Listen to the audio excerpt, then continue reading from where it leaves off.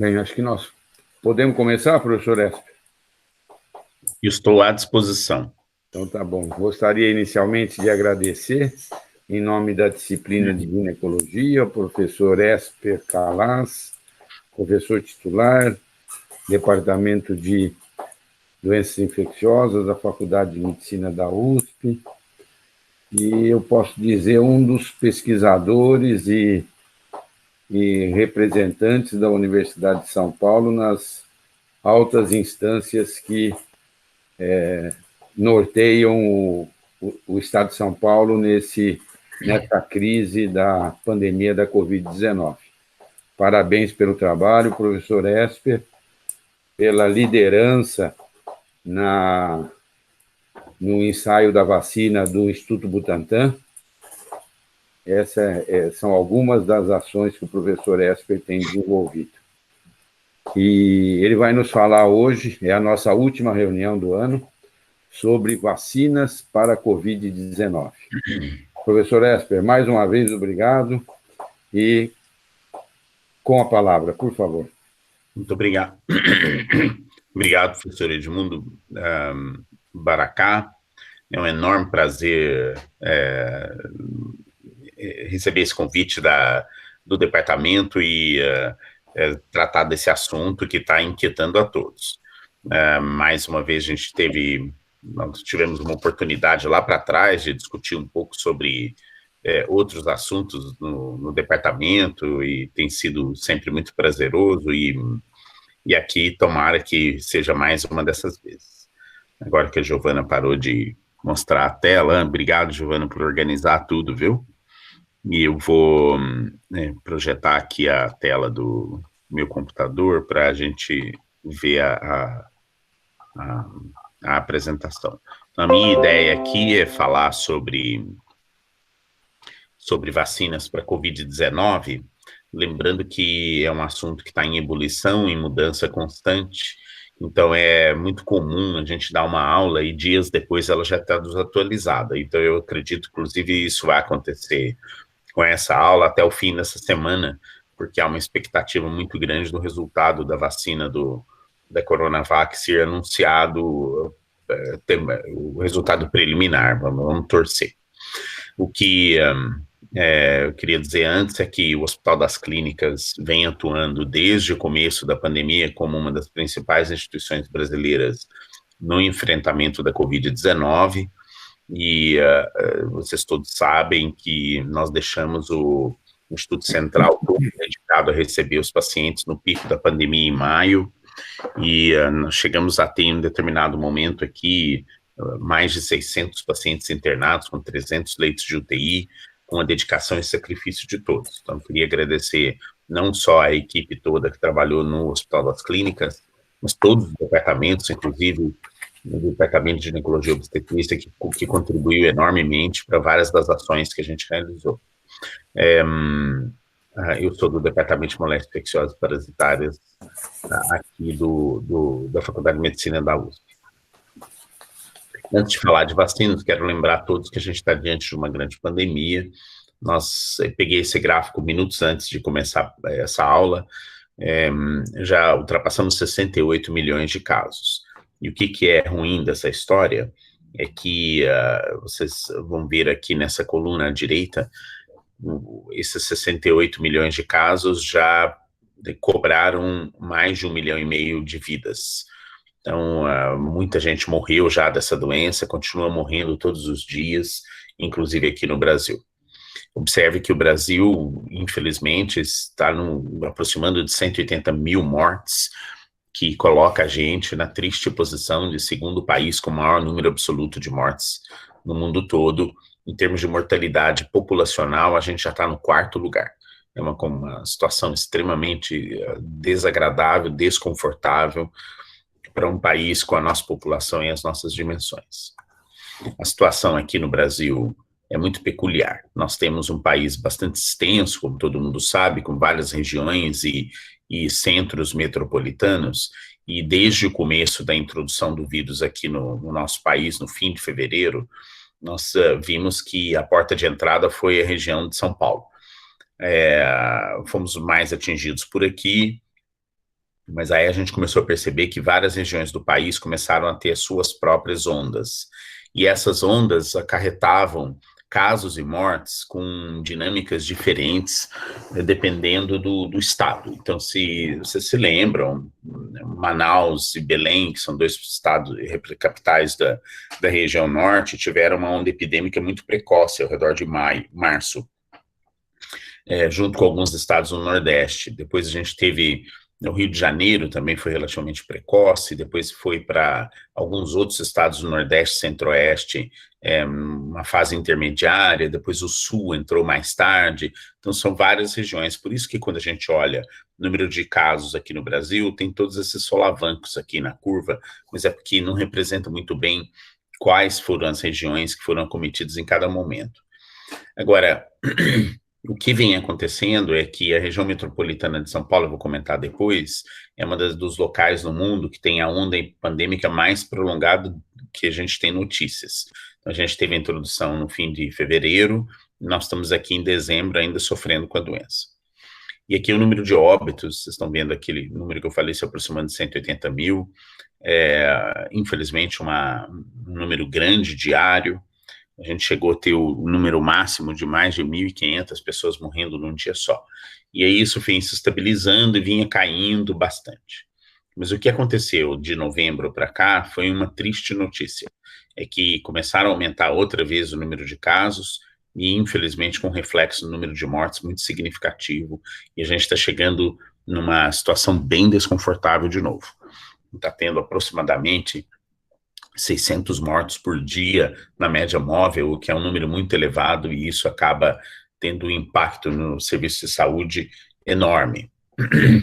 Esses aqui são os gráficos aqui do estado de São Paulo de sexta-feira, e observem só que a gente vinha numa queda, estava todo mundo mais aliviado, com um plano de abertura do governo do estado, com as fases de cores, etc., atrapalhou tudo.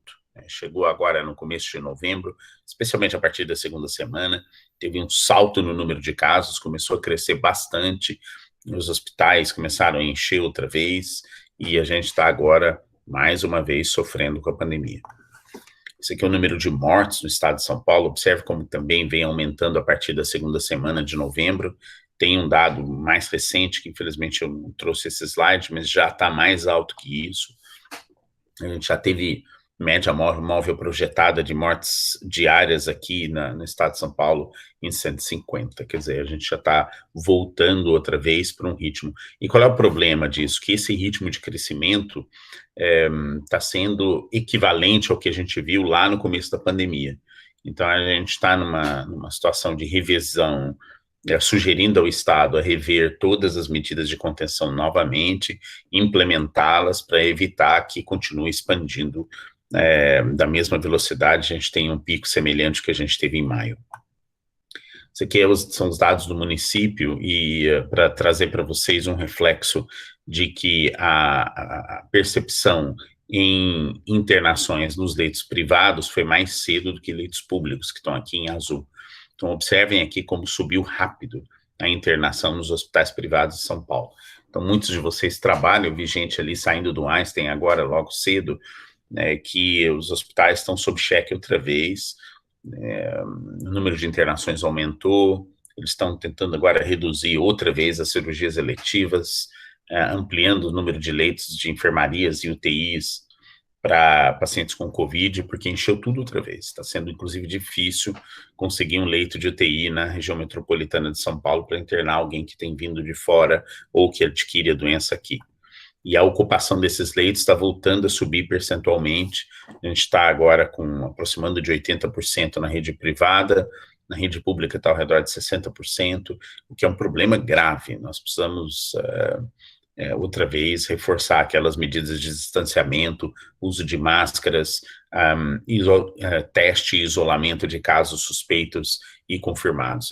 Sem isso, vamos começar a ter um aumento outra vez muito significativo justamente na prévia do momento de Natal. E aqui eu quero alertar todo mundo que de todos os estudos que foram publicados até hoje, todas as intervenções, a suspensão de reuniões de pequenos grupos é a medida mais efetiva para reduzir transmissão. A gente acha que o problema são os grandes transportes públicos, que também são importantes, ou grandes eventos, mas não é. É aquela reunião de 10, 15 pessoas, 20 pessoas, que todo mundo acha que, não, eu já tive, o outro não teve até agora, mas ele está usando máscara. Na hora de comer aquele petisco, de fazer uma conversa mais descontraída, depois de beber alguma coisa, todo mundo tira a máscara, e aí basta ter um transmissor numa reunião dessas para, 70% dos presentes acabarem pegando a infecção. A gente que lida com a doença todos os dias vê essa história recorrente. Toda hora vem alguém contando a mesma conversa. Olha, eu estava num churrasco da família na sexta-feira, aí veio alguém de fora, depois ele ligou no dia seguinte, já tem 3, 4 positivos. Então, evitem esses eventos. Eu sei que é muito difícil, é muito sofrido que a gente vem passando, e a gente estava esperando chegar a aproximação do Natal e do Ano Novo para voltar a se confraternizar, mas não é o momento. Lembre-se disso, especialmente as pessoas mais idosas, mais vulneráveis para o desenvolvimento de doença grave. Essa aqui é a estrutura do vírus, que todo mundo já deve ter visto bastante. Aqui é a microscopia eletrônica dos coronavírus comuns e o desenho do SARS-CoV-2, que é o causador da Covid-19, esquematizado à direita. Quero chamar a atenção de todos para que tem várias proteínas aqui, mas uma delas em especial é essa spike, que é a proteína da espícula, está na superfície do envelope, que se liga ao receptor ACE2, que é o receptor na célula humana que permite o vírus entrar e se multiplicar. E aqui é a estrutura esquematizada, eu insisto muito nisso, porque a gente vai falar bastante dessa espícula aqui, que é uma das 4 proteínas estruturais do vírus, mas vai ser a proteína mais importante no desenvolvimento de vacinas contra a Covid-19. E esse desenho mostra a estrutura da espícula de forma tridimensional. Então, aqui é a membrana do vírus, não é? Então, daqui para trás é o vírus, isso aqui é aquela ponta que fica para fora do envelope, e vocês estão vendo a estrutura aqui, o gene com as subporções do gene da espícula, ou spike, e quando a gente vira isso daqui para olhar de cima, então a gente torce essa molécula 90 graus e olha ela de cima, a gente vê que tem uma parte protrusa aqui, na cor verde que vocês estão vendo, chamado RBD. Por que eu estou chamando a atenção disso? Que a RBD significa Receptor Binding Domain, ou seja, domínio de ligação ao receptor, que é onde vai se ligar aquela ACE2 na superfície da célula. E por que eu estou insistindo nisso? Porque é essa região que a gente pode interferir com anticorpos para impedir que o vírus se ligue à célula. Ou seja, transforme a célula proteja a célula da infecção pelo SARS-CoV-2 e, portanto, da infecção pelo vírus. Isso é tudo muito importante porque os anticorpos que a gente vem usando agora, inclusive o Donald Trump usou, são anticorpos contra a espícula, especialmente contra essa porção RBD. E as vacinas têm no seu princípio fundamental a gente apresentar para o sistema imune essa porção. E aí, quando a gente consegue fazer isso artificialmente, o sistema de defesa começa a produzir anticorpos contra a RBD e assim fazem com que o vírus seja neutralizado e não infecte as pessoas, e, portanto, protegendo da Covid-19. A presença de anticorpos é uma coisa que parece ser mais duradoura do que a gente pensava lá para trás. Tem esse estudo na Islândia que mostrou que se detectou numa grande população, na grande maioria das pessoas que tiveram Covid-19, anticorpos até 4 meses depois, seguido de mais um trabalho americano que mostrou que até 7 meses depois os anticorpos estavam presentes. E adivinhem qual anticorpo aqui que é importante estar presente, denotando infecção pregressa?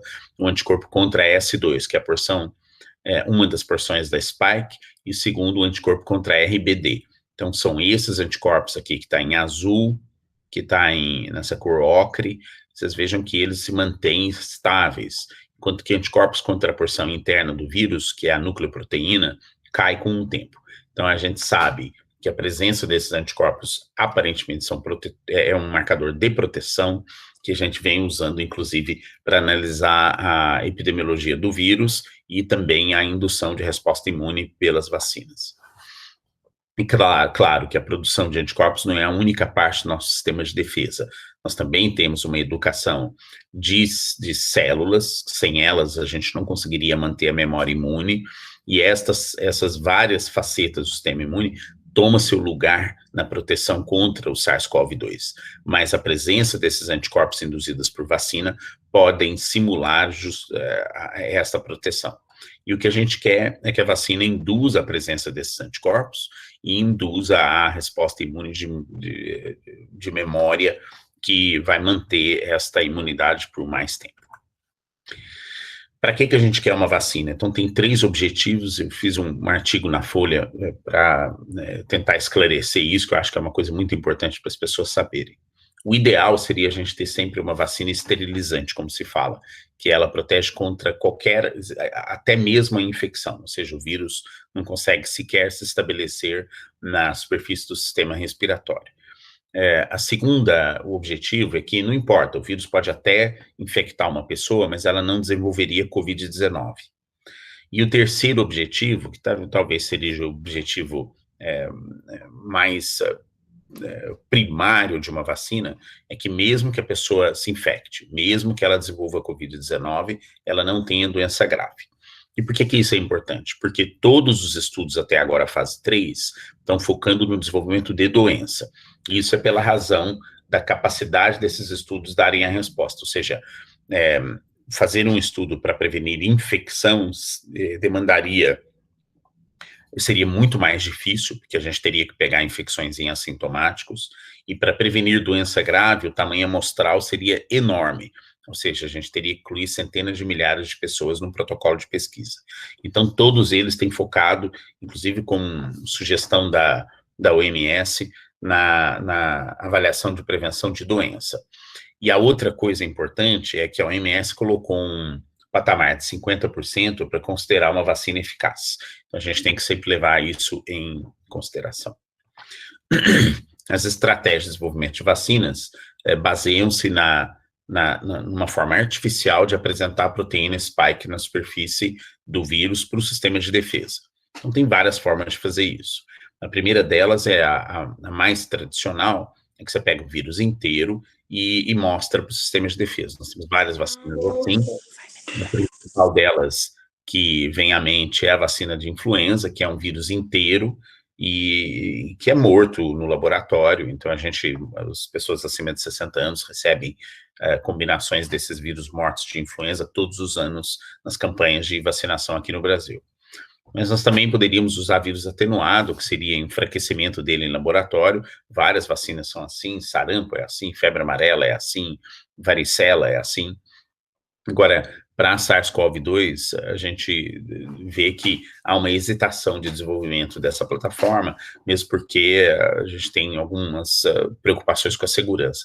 Aliás, essas vacinas são muito mais comuns, foram muito mais comuns no passado, onde essas preocupações de segurança com vacinas eram menos intensas do que são hoje, né? Então, vírus atenuados sempre encontram uma barreira maior de desenvolvimento.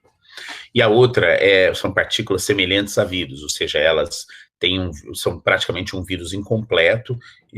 Um exemplo disso é a vacina de HPV, tem vários laboratórios perseguindo essa tecnologia. A outra forma também tradicional é a utilização só a síntese da proteína de espícula em laboratório. Você concentra ela em grandes quantidades, divide em frascos e vacina, por via, em geral, intramuscular. Então, tem várias vacinas que são assim, com subunidades proteicas, entre elas, lembra muito a vacina da hepatite B, que a gente utiliza há décadas, é extremamente eficaz também. Agora, tem 2 tecnologias bastante novas que eu quero comentar com vocês, porque elas ganharam corpo na fase de desenvolvimento de vacinas contra o coronavírus. A primeira delas é a utilização de vetores virais. O que seria isso daqui? Você pega um vírus que não causa infecção em humanos, que não causa doença em humanos, mas ele consegue infectar células humanas. E aí você modifica o seu material genético para ele fazer um passo ou mais passos de multiplicação em células humanas, mas que esse passo também tenha a expressão do gene da espícula inserido no genoma desse vetor viral. Então, por exemplo, você pega um adenovírus 5, que enfraquece em laboratório, ele só consegue fazer uma rodada de multiplicação, coloca o genoma o gene da spike, então ele apresenta os seus antígenos virais, mas apresenta junto o antígeno da spike, e com isso desenvolve-se anticorpos contra a spike. Então tem várias vacinas com essa plataforma.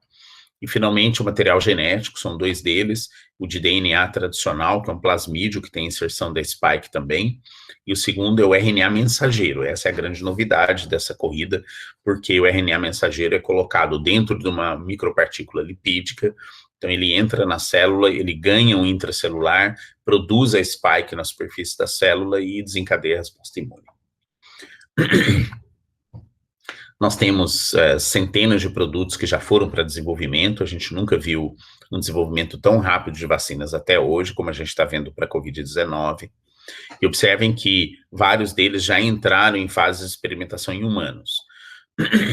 Nós temos aqui, eu vou comentar daqui para frente, basicamente os estudos de fase 3 e de acesso limitado. Então, de fase 3, nós temos 13 projetos de pesquisa em andamento, com 11 produtos que estão aqui listados, vários deles já têm alguns resultados divulgados, e eu vou focar nesses estudos. São fundamentalmente empresas americanas, alemãs, inglesas, chinesas, e tem uma russa, além de uma também da Índia, que é a Bharat, que também ganhou o estudo fase 3. Então, a gente tem toda essa movimentação, é uma grande experimentação que a gente tem testemunhado, e que eu acho, muitas pessoas estão achando que para o desenvolvimento de vacinas de doenças emergentes, esse é o novo normal. Todo mundo correndo atrás, tentando achar uma solução para isso o mais rápido possível. Então, a gente tem todo um aspecto dos cientistas lutando por isso, também muita gente altruísta trabalhando, mas também tem, evidentemente, uma força econômica por trás disso enorme. Todo mundo quer ter a primazia de ser a primeira empresa que vai implementar vacinas para não só ganhar reconhecimento, mas também ganhar bastante dinheiro. Tem também alguns desses projetos que ganharam o uso de acesso limitado em alguns países. Então, tem 3 empresas chinesas que já têm seus produtos sendo utilizados na China, e agora também a Turquia e a Indonésia anunciaram que vão utilizar uma das vacinas, que é a da Sinovac, para vacinação, mesmo antes do resultado do estudo fase 3 ficar pronto.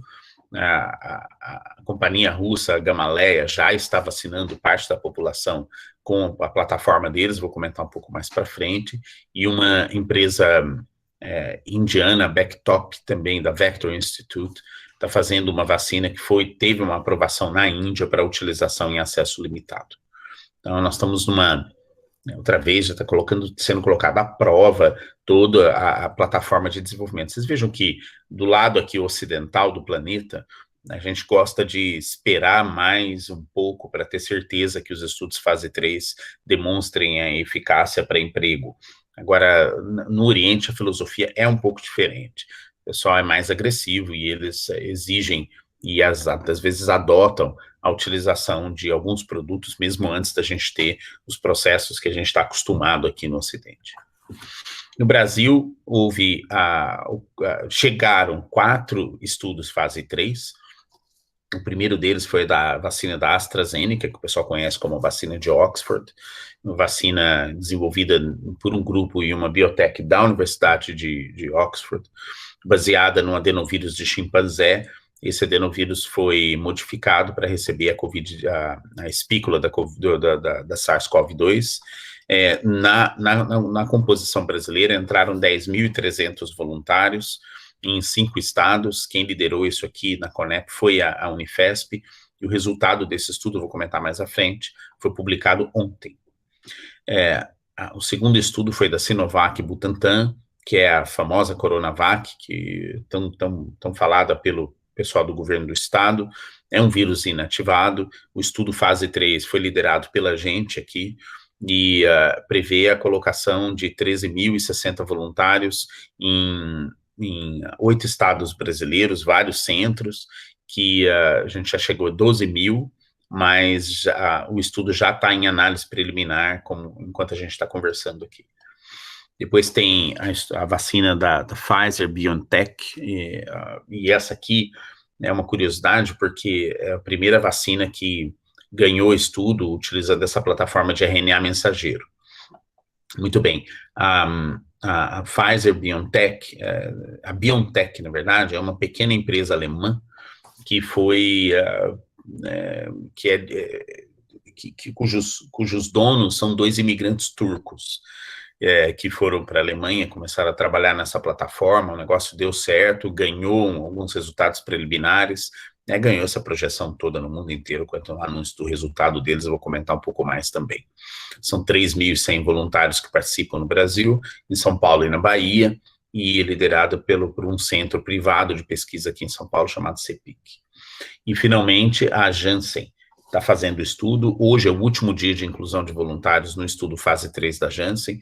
No Brasil, tem a participação de 7.560 voluntários, é um adenovírus 26 como vetor viral, dose única que eles estão tentando. Essa seria a vantagem da vacina da Janssen. Muitos centros brasileiros estão participando, e também foi puxado por essa empresa privada na Conep, mas aqui a USP também participa desse protocolo. Algumas dessas empresas já anunciaram resultados de eficácia. Então, os próximos 4 slides são os anúncios na ordem que eles foram feitos. O primeiro que anunciou foi a vacina que é conhecida mais como a vacina da Pfizer. São 2 doses de 30 microgramas, e o anúncio dos resultados foi feito em 18 de novembro. Trouxe um grande entusiasmo, porque nem nos melhores sonhos a gente imaginava uma vacina com uma eficácia de 95%, como eles anunciaram.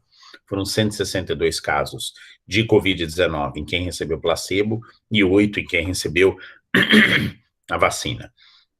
Isso calcula uma eficácia, foi inicial de 91%, depois revisada para 95%, e a eficácia foi mantida em 94% em pessoas acima de 65 anos de idade, o que era uma preocupação, da gente saber se essa vacina tinha um desempenho em pessoas que são mais vulneráveis à Covid-19. O problema da vacina é a cadeia de frio, que tem que estar a menos 70. Então, eu vi ontem uma foto lá na Inglaterra, eles comprando dezenas e dezenas de freezers a menos 70 para instalar no país a logística de vacinação que começou essa semana. Ela é retrogeênica, mas é bem tolerada. Quase 100% das pessoas, depois da segunda dose, queixam de alguma reação, mas isso mostra que a vacina está induzindo uma resposta imune adequada, e a ocorrência de efeitos colaterais graves é praticamente muito, muito rara. Agora, em seguida, uma plataforma que utiliza também RNA mensageiro em partículas lipídicas foi botada à frente por um laboratório novo americano chamado Moderna. Aliás, quem comprou ações da Moderna em fevereiro ficou rico, viu? Com 2 doses de 100 microgramas. Um anúncio primeiro foi feito no dia 16 de novembro, atualizado no dia 30. A eficácia é muito próxima da vacina da Pfizer, com 94,1%. 185 indivíduos que desenvolveram Covid-19 estavam no placebo versus 11 no grupo vacinado, e 30 casos entre todos esses que tiveram Covid grave, ou seja, necessitaram de internação, só aconteceram no grupo placebo, mostrando que é uma análise pós-hoc. O estudo não foi projetado para dar essa resposta, mas mostra que houve um excelente desempenho na proteção contra o desenvolvimento de doença grave. E a vantagem é que ela pode ser refrigerada por 1 mês, o que facilitaria enormemente a logística. Os Estados Unidos já começa seu programa de vacinação, ele começa utilizando a vacina da Moderna junto com a vacina da Pfizer a partir da semana que vem. Ontem foi publicado o resultado da eficácia da AstraZeneca, que é a vacina de Oxford. São 2 doses, 5 × 10 a 10ª, 1 mês de intervalo. O estudo foi realizado no Reino Unido, no Brasil e na África do Sul. Muito bem, o anúncio foi no dia 23 de novembro, o trabalho foi publicado ontem, e aqui é um tanto confuso, eu não vou entrar nos detalhes, mas houve algumas confusões na realização desse estudo, porque ele foi muito modificado no meio do caminho. Um fabricante terceirizado que ia produzir uma quantidade da vacina, produziu uma dose errada de concentração de vírus, e isso começou, né, eles não sabiam direito qual que era a dose que seria equivalente ou que teria que ser produzido de verdade, então eles resolveram para utilizar uma quantidade menor para não ter risco de segurança. Então, uma parte dos voluntários receberam meia dose, seguida de dose completa, enquanto que uma outra parte dos voluntários, que foram principalmente os voluntários no Brasil, receberam 2 doses completas. E os intervalos também variaram muito, porque o estudo foi mudando, ele foi paralisado durante um tempo relativamente longo em alguns lugares, sofreu 11 emendas durante a sua realização aqui no Brasil, então o resultado dele é de interpretação que é um pouco mais dificultosa por causa de todas essas modificações no curso do estudo. Por causa disso, os autores declaram 2 eficácias, uma de 90%, principalmente nos voluntários ingleses, 62% dos voluntários brasileiros, mas eles projetam uma análise combinada de 70% de eficácia da AstraZeneca.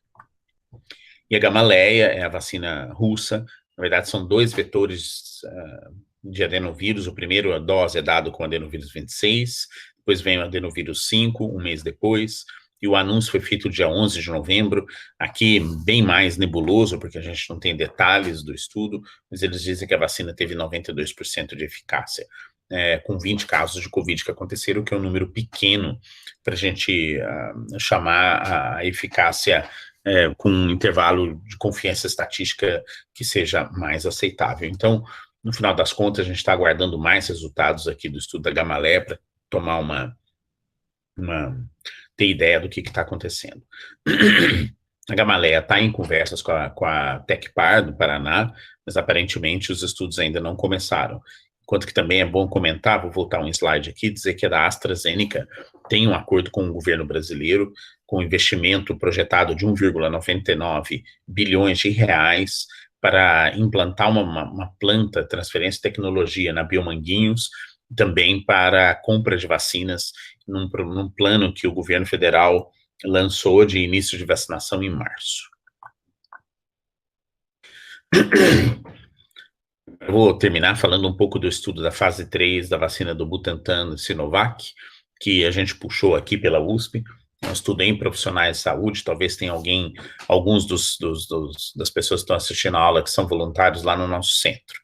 Então, a gente já colocou no nosso centro 600 participantes, de um total de quase 12 mil que entraram pelo Brasil todo. Nós temos a inclusão de profissionais de saúde para avaliar a eficácia e segurança da vacina. O estudo foi publicado já numa revista com os detalhes do que vai ser feito. E ao contrário do estudo da AstraZeneca, o estudo da Sinovac com o Butantan tem ido bem liso, sabe? Só teve uma modificação que aumentou um pouco o número de voluntários e tirou a sorologia prévia de inclusão, mas ele está redondinho, está andando bem. Tem outros 2 estudos fase 3 com a Sinovac que também estão em andamento. O primeiro deles está sendo feito na Turquia, fase 3, o segundo deles está sendo feito na Indonésia, e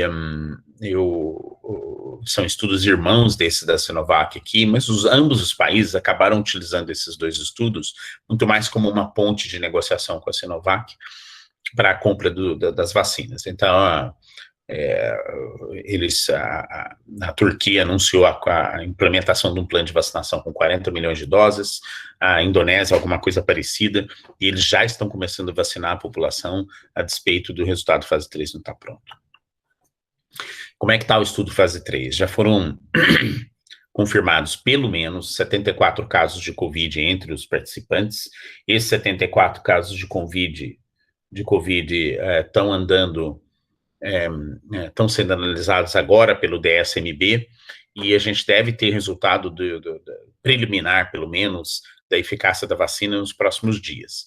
Então, o que a gente espera? Se eles anunciarem a eficácia, muito bom. Aí a gente tem que ver que nível que ficou, se ficou mais próximo dos bons resultados da Pfizer e da Moderna, ou se ficou menos. Então, a gente tem que esperar e aguardar para ver qual que é a aplicabilidade da vacina, além de também verificar se ela mantém uma proteção em pessoas de mais idade. Se o DSMB disser que o estudo deve continuar, ou seja, continua o estudo, significa que os intervalos de confiança não foram suficientes para determinar a eficácia da vacina por enquanto. Então, vamos ver, há muita expectativa a respeito do que vai acontecer. É claro que em torno de tudo isso tem uma briga enorme da política no Brasil, que está escalonando para nível que eu acho que não deveria ser adequado, em uma briga entre, especialmente, o Estado de São Paulo e o governo federal.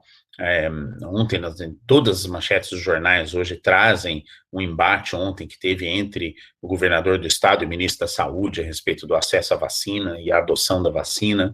A gente está numa situação bem delicada por aqui, além de uma interferência política muito grande. Então, eu só espero que prevaleça o bom senso, o rigor científico e a adoção às medidas tradicionais que o Brasil sempre adotou na implementação de vacinações por programas que são de acesso à população brasileira. Quer dizer,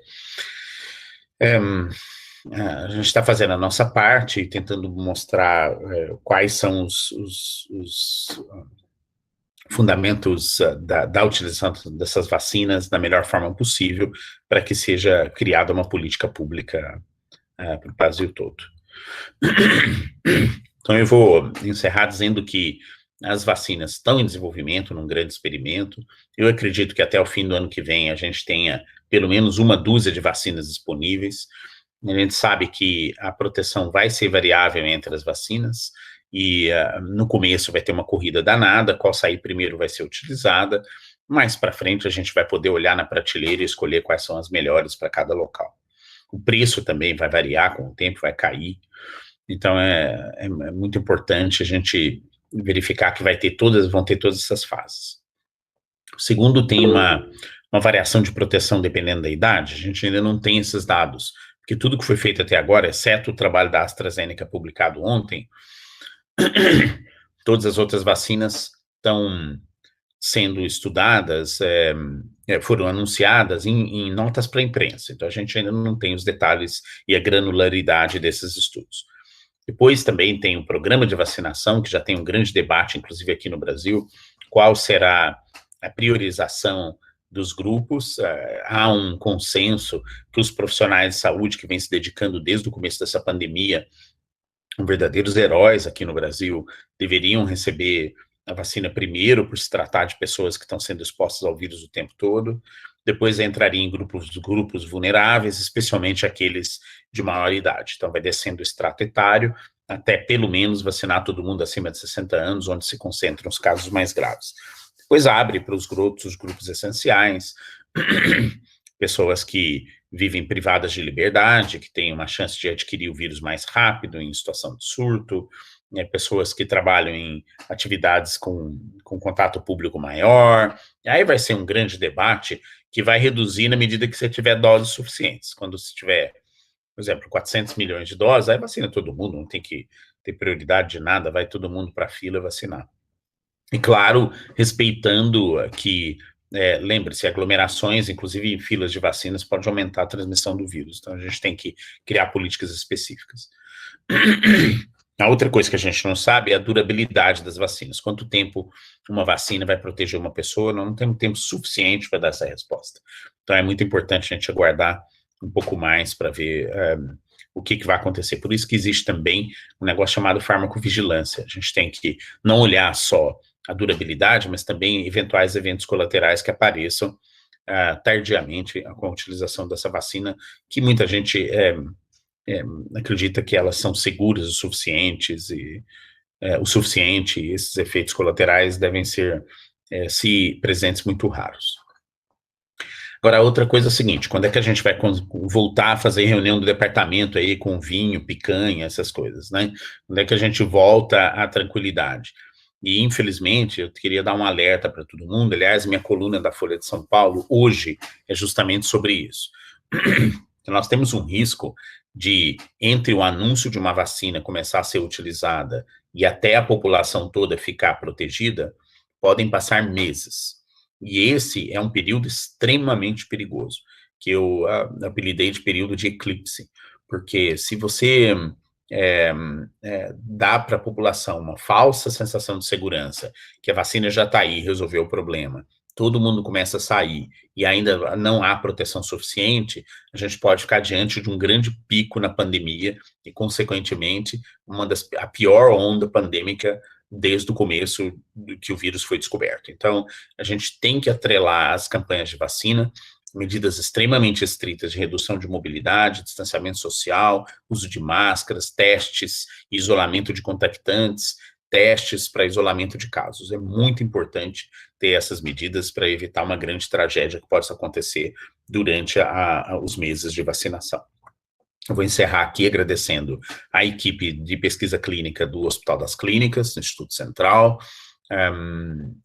especialmente a que está envolvida no estudo da vacina, além de vários outros estudos que a gente vem fazendo para tratamento da doença e várias outras frentes, mas principalmente a Lilian Ferrari, que é coordenadora do estudo, a Ângela Freitas, que é infectologista coordenadora médica do estudo, toda a equipe que vem trabalhando, que é enorme, e está trabalhando 7 dias por semana, de manhã, de tarde, de noite, está fazendo o acompanhamento desses voluntários, e os nossos colegas que estão mais próximos da gente do Instituto Butantan, principalmente o Ricardo Palácio, que foi quem concebeu o estudo Fase 3 que está em andamento.